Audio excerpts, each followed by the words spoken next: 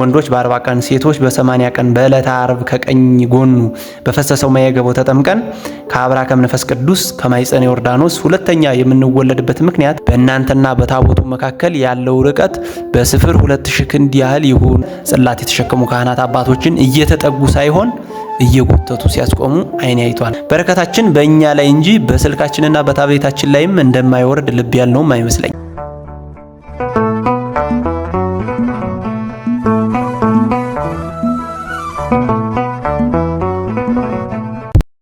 በስመ አብ ወወልድ ወመንፈስ ቅዱስ አሐዱ አምላክ አሜን። ኦርቶዶክሳውያን እንደምንሰነበታችሁ፣ እንኳን ለጌታችንና ለመድኃኒታችን ለኢየሱስ ክርስቶስ የጥምቀት በዓል በሰላም አደረሳችሁ። ጥምቀትን ለምን እናከብራለን፣ እንዴት እናከብራለን የሚሉትን ነገሮች በዛሬ ቪዲዮአችን እናያለን። ለቻናላችን አዲስ የሆናችሁ ቻናላችንን ሰብስክራይብ በማድረግ ጀምሩ። የሰው ልጅ ሕግ እግዚአብሔርን በመተላለፉና ለኃጢአት ተገዢ በመሆኑ ንጽሕት ነፍሱ አደፈች፣ ረከሰች። በኃጢአቱ ምክንያት እንግዲህ ከአምላኩ ተጣላ፣ ወደ ምድርም ተጣለ። ምድርም በእርሱ የተነሳ ተረገመች፣ እሾህና አሜከላንም አበቀለች። እርሱም ለብዙ ዘመናት ለ5500 ዘመን በሐዘንና በስቃይ ኖረ ማለት ነው። ቸርነቱ የማያልቅበት መሐሪና ይቅር ባይ አምላካችን እግዚአብሔር በሐዘኑ አዝኖና ስቃዩን ተመልክቶ ስለ እርሱ መከራንና ስቃይን ይቀበልለት ዘንድ ከንጽሕት ከቅድስት ድንግል ማርያም ተወልዶ ሊያድነው በገባለት ቃል መሰረት ማዳኑን ፈጽሞለታል ማለት ነው። ከዚያም በኋላ ጌታችን መድኃኒታችን ኢየሱስ ክርስቶስ ዮርዳኖስን ብርህት ማህፀን እንድትሆን ምእመናንንም ከአብራ ከመንፈስ ቅዱስ ከማህፀነ ዮርዳኖስ ዳግም ተወልደው መንግስተ ሰማያትን እንዲገቡ እንደዚሁም ሥርዓተ ጥምቀትን ለማስተማርና አብነት ለመሆን በጥር 11 ቀን ተጠምቋልና ስለዚህም ይህችን የተከበረች ቀን እንደ ሕዝበ ክርስቲያን እንደ ኢትዮጵያ ኦርቶዶክስ ተዋሕዶ ቤተክርስቲያን እናከብራታለን ማለት ነው። በመጽሐፍ ቅዱስም በትንቢተ ሕዝቅያስ ምዕራፍ 36 ቁጥር 25 ላይ ጥሩ ውሃንም ረጭባችኋለሁ እናንተም ከርኩሰታችሁ ሁሉ ትጠራላችሁ ተብሎ አስቀድሞ በተነገረው መሰረት ጌታችን በውሃ ተጠመቀ። የዚህም ምክንያት ሊቃውንተ ቤተክርስቲያን ውሃ ለሁሉ አስፈላጊ በመሆኑና ያለ ውሃ መኖር የሚቻል ባለመሆኑ ያለ ጥምቀት ደግሞ ወደ እግዚአብሔር መንግስት መግባት አይቻልምና ጥምቀትም ለሁሉም የሚገባ ስርዓት ነው ሲሉ ያስረዳሉ ማለት ነው።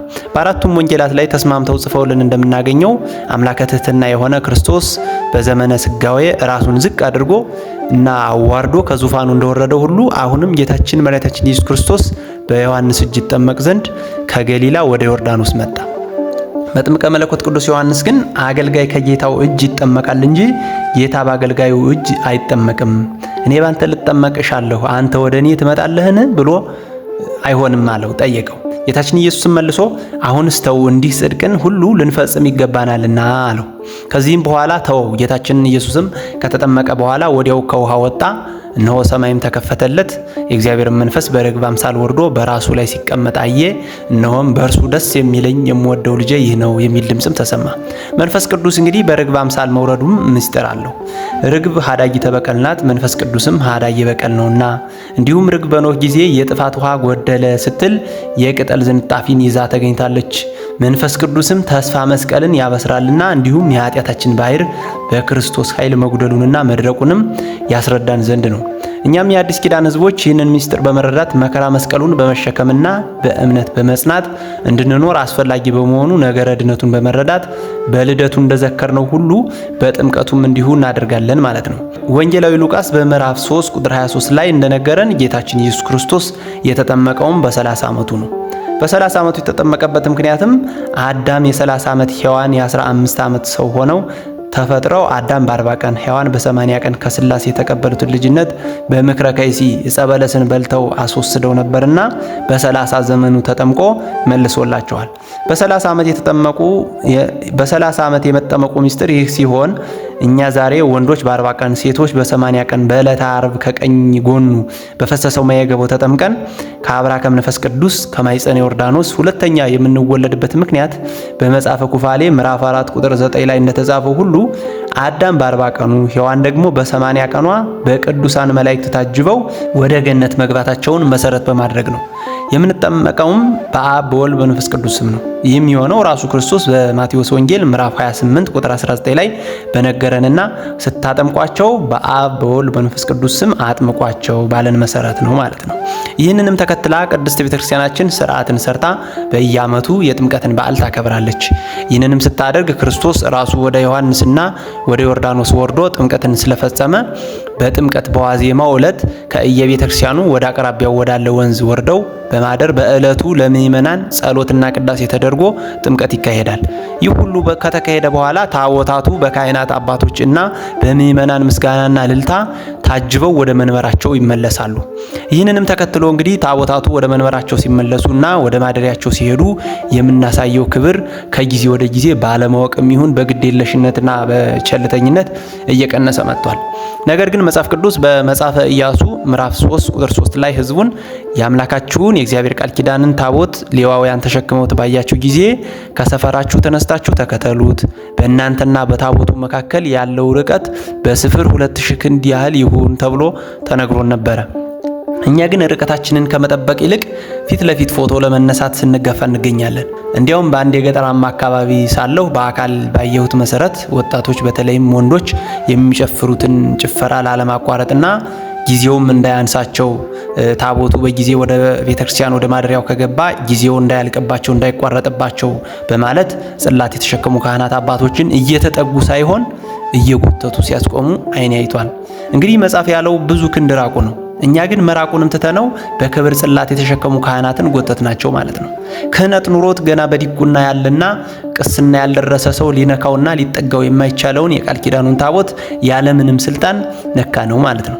ይህ ነገር በብዙ ቦታዎች ሳይሆን በአንድ ቦታ ላይ ያየሁት ሲሆን ካህናት አባቶች በቦታው ያሉ ካህናት አባቶችም ይህን ነገር ልክ እንዳልሆነ ማስተማራቸውን አልተውም፣ ከማስተማር አልተቆጠቡም። ነገር ግን መስማት ተስኖናልና አልሰማናቸውም። ስለዚህ ምናልባት እንደዚህ አይነት ነገር የሚደረግበት አካባቢ ያላችሁ ወጣቶችና አባቶች ካላችሁ ራሳችንንና ልጆቻችንን እንምከር፣ ከመቅሰፍትም እንጠብቅ። ይህ ዕለት የክርስቶስ ለእኛ ብሎ መጠመቅ አስበን እኛም የክርስቶስን በረከት የምንቀበልበት ዕለት ነው። እሱንም በተለየ መልኩ የምናከብርበት ዕለት ነው።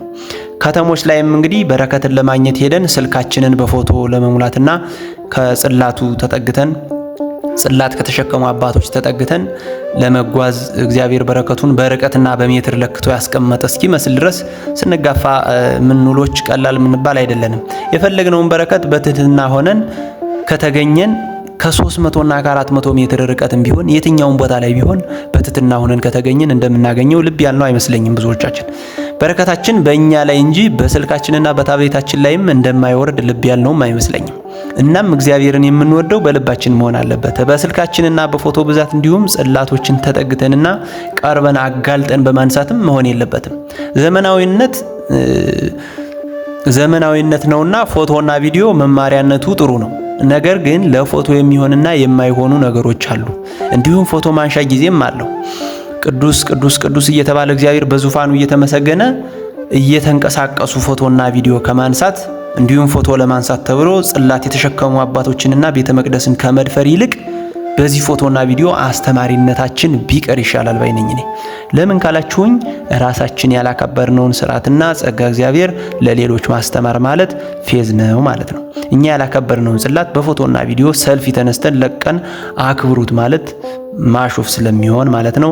በዓሉን የበረከት ያድርግልን፣ ያመት ሰው ይበለን። ያስተማረን የመከረን የአባቶቻችን አምላክ ስሙ የተመሰገነ ይሁን። እንደተለመደው ለቻናላችን አዲስ የሆናችሁ ቻናላችንን ሰብስክራይብ በማድረግ እንዲሁም ቤተሰብ ናችሁ ደግሞ ላይክ እና ሼር ያደረጋችሁ በኮሜንት ሀሳብ አስተያየታችሁን እየሰጣችሁ አገልግሎቱን ደግፉ። በቀጣይ ቪዲዮ እስከምንገናኝ ቸር ሰንብቱ።